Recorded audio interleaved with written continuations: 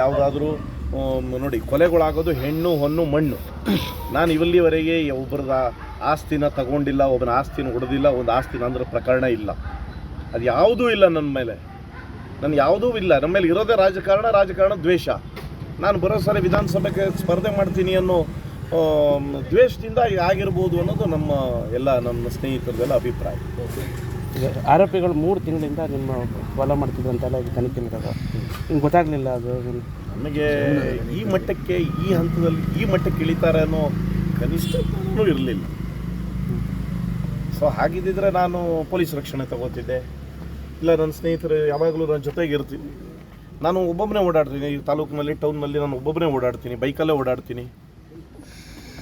ಅದರಲ್ಲೇನು cooperative ಚುನಾವಣೆದು ದ್ವೇಷ ಇರೋದು ನಿಜ. ಶಾಸಕರು ನನ್ನ ವಿರುದ್ಧನೇ ಮಾಡಿದರು, ಆದರೂ ಕೂಡ ನಾನು TMS ಅಲ್ಲಿ ನಮ್ಮ ತಂಡ ಅವರು ನಮ್ಮ ವಿರುದ್ಧ ಬಾಣಕ್ಕೆ ಸಪೋರ್ಟ್ ಮಾಡಿದ್ರು ಕೂಡ. ಈಗ RN ನಾಯಕನ ಮಗ ಇರೋದು ಯಾವ ಪಕ್ಷದಲ್ಲಿ? BJP ಪಕ್ಷದಲ್ಲಿ. ನಮ್ಮ ಶಾಸಕರು ಸಹಕಾರ ಮಾಡಿದ್ದು ಯಾವುದಕ್ಕೆ? BJPಗೆ. ಆದರೂ ಕೂಡ ನಾವು ಚುನಾವಣೆ ಗೆದ್ದಿದ್ದೀವಿ. ಯಾಕೆ? ಜನಕ್ಕೆ ಇಲ್ಲ, ಯುವಕರು ಬೇಕು, ಬದಲಾವಣೆ ಬೇಕು ಅನ್ನೋ ಭಾವನೆಯಿಂದ ಜನ ನಮ್ಮನ್ನು ಓಟ್ ಕೊಟ್ಟಿದ್ದಾರೆ, ನಾವು ಗೆದ್ದಿದ್ದೀವಿ. ಮತ್ತು ಈಗ ಶಾಸಕರು ಸ್ಟೇಟ್ಮೆಂಟ್ ಕೊಟ್ಟಿದ್ರು ಅಂದರೆ ಇದ್ರ ಬಗ್ಗೆ ತನಿಖೆ ಆಗಬೇಕಂತೇಳಿ ನಿಮ್ಮ ಇದ್ರ ಬಗ್ಗೆ ಅದೇನು ಅದರ ಎಲ್ಲಿ ಸ್ಟೇಟ್ಮೆಂಟು ಕೊಟ್ಟಿದ್ದಾರೆ? ಎಲ್ಲ ಮೀಡಿಯಾಕ್ಕೆಲ್ಲ ಕೊಟ್ಟಿದ್ರು. ನಿಮ್ಮ ಘಟನೆ ತನಿಖೆ ಮೀಡಿಯಾದವ್ರು ಮಾಡ್ತಾರಾ? ತನಿಖೆ ಅಂದರೆ ಪ್ರಾಮಾಣಿಕವಾಗಿ ಮಾಡಬೇಕು ಅಂತ ಅವ್ರು ಹೇಳಿದ್ರು. ಯಾರಿಗೆ ಹೇಳಿದ್ದಾರೆ? ಮೀಡಿಯಾಕ್ಕೆ ಅಲ್ಲಲ್ಲ, is A ruling party MLA. ಅವರು ಬಹುಶಃ ನನಗೆ ಗೊತ್ತಿಲ್ಲ ಪೊಲೀಸವ್ರಿಗೆ ಹೇಳಿದಾರೋ, SP ಗೆ ಹೇಳಿದಾರೋ, ಅಥವಾ ಅವರೇ ಹಾಕ್ಸ್ಕೊಂಡಿರೋ ಇನ್ಸ್ಪೆಕ್ಟ್ರು ಅಂಕೋಲಾದಲ್ಲಿ ಅವರೇ ಹಾಕ್ಸ್ಕೊಂಡಿರೋ DYSP ಅವ್ರಿಗೆ ಹೇಳಿದಾರೋ ಗೊತ್ತಿಲ್ಲ. ನನಗೆ ಅದ್ರ ಬಗ್ಗೆ ಅವ್ರು ಸಂಪರ್ಕ ಮಾಡಿಲ್ಲ. ನನಗೆ ಈ ಕ್ಷೇತ್ರದ ಮಾಜಿ ಶಾಸಕರುಗಳು ಸಂಪರ್ಕ ಮಾಡಿದರು, ನನ್ನ ಆರೋಗ್ಯದ ಬಗ್ಗೆ ವಿಚಾರಿಸಿದ್ದಾರೆ. ನಾನು ಅವ್ರಿಗೆ ಧನ್ಯವಾದ ಹೇಳಿ. ಆರೋಪಿಗಳು ಬಂಧನ ನಡೀತಾ ಇರತಕ್ಕಂಥದ್ದು ಯಾರ ಮೇಲೆ ಅನುಮಾನ ಇದೆ? ಏನಾಗಿರೋದು? ನನಗೆ ಯಾರ ಮೇಲೂ ಇಂಥವ್ರೆ ಅಂತ ಹೇಳಿ ನನಗೇನು ಗೊತ್ತಿಲ್ಲ. ಪೊಲೀಸ್ ಇಲಾಖೆ ತನಿಖೆ ಮಾಡ್ತಾ ಇದೆ. ತನಿಖೆಯಲ್ಲಿ ಸತ್ಯ ಹೊರಬರುತ್ತೆ. ಪೊಲೀಸ್ ಇಲಾಖೆ ಮೇಲೆ ಸಂಪೂರ್ಣ ವಿಶ್ವಾಸ ಇದೆ. ನನಗೆ ಸತ್ಯನ ಹೊರಗಡೆ ಬರ್ತದೆ ಅನ್ನೋ ನಂಬಿಕೆ ಇದೆ. ಏನಾಯ್ತು ಸರ್ ಘಟನೆ ಇವತ್ತು? ನಾನು ಹೇರ್ ಕಟ್ಗೆ ಅಂಥೇಳಿ ಸಲೂನಿಗೆ ಹೋದಾಗ ಆಗಂತುಕರು, ನಾನು ಅಲ್ಲಿ ಹೇರ್ ಕಟ್ನ ವ್ಯಕ್ತಿ ಇರಲಿಲ್ಲ. 5 ನಿಮಿಷದಲ್ಲಿ ವಾಪಸ್ ಬಂದೆ. ಅಷ್ಟರಲ್ಲಿ ಅವ್ರು ನಲ್ಲಿಗೆ ನುಗ್ಗೋರಾಗಿದ್ದರು. ರಸ್ತೆಯಲ್ಲೇ ನಾನು ಅವ್ರಿಗೆ ಸಿಕ್ಕಿಬಿಟ್ಟೆ. ನನಗೆ ಅದು ನೋಡಿದ ತಕ್ಷಣ ನನಗೆ ಅಪರಿಚಿತ ಮನೆ ಅವನು ನನ್ನನ್ನು ಚುಚ್ಚಕ್ಕೆ ಬಂದ. ಒಂದು ಆಯುಧವನ್ನು ಹಿಡ್ಕೊಂಡು ನಾನು ಓಡಿದೆ.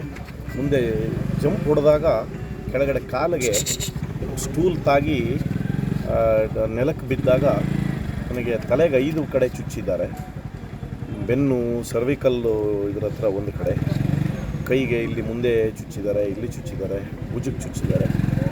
ಬಟ್ ಅಷ್ಟು ಅದೃಷ್ಟವಶಾತಲ್ಲಿ ನನಗೆ ನನ್ನ ಜೊತೆಗಿದ್ದಂಥ ರಾಘವೇಂದ್ರ ಅವರು ಬಂದು ಅವರನ್ನು ಒದ್ದಾಗ ನಾನು ಮತ್ತೆ ಎದ್ದು ಓಡಿ ಹೋಗಿ ಒಂದು ಎದುರುಗಡೆ ಇದ್ದಂಥ ಒಂದು ಹುಡುಗಿ, ಬ್ಯಾಂಕ್ನಲ್ಲಿ ಇದ್ದಂಥ ಹುಡುಗಿ ನನ್ನನ್ನು ಕರೆದು ಶಟ್ರಸ್ ಎಳೆದು ಲಾಕ್ ಮಾಡಿದ್ಲು.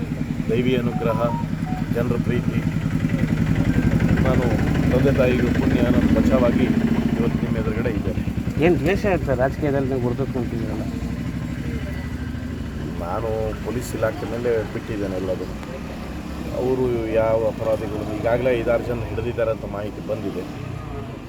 ನನಗೆ ನಂಬಿಕೆ ಇದೆ ಆರೋಪಿಗಳು ಸಿಗ್ತಾರೆ ಅಂತ. ಎಲ್ಲ ಗೋವಾದವರು ಅಲ್ಲಿ ಅನೇಕ ವಿಚಾರಗಳ ಬಗ್ಗೆ ಮಾತಾಡ್ತಿರ್ತಕ್ಕಂಥದ್ದು. ಒಂದೇ ಸಮುದಾಯದವರು ಆಗಿದ್ದಾರೆ ಎಲ್ಲರೂ ಆರೋಪಿಗಳೆಲ್ಲ. ಏನು ಲಿಂಕ್ ಏನು ನಿಮಗೆಲ್ಲರೂ ಬೇರೆ ಏನಾದರೂ? ಒಂದೇ ಸಮುದಾಯ, ಅದನ್ನು ನಾನು ಕೇಳಪಟ್ಟೆ.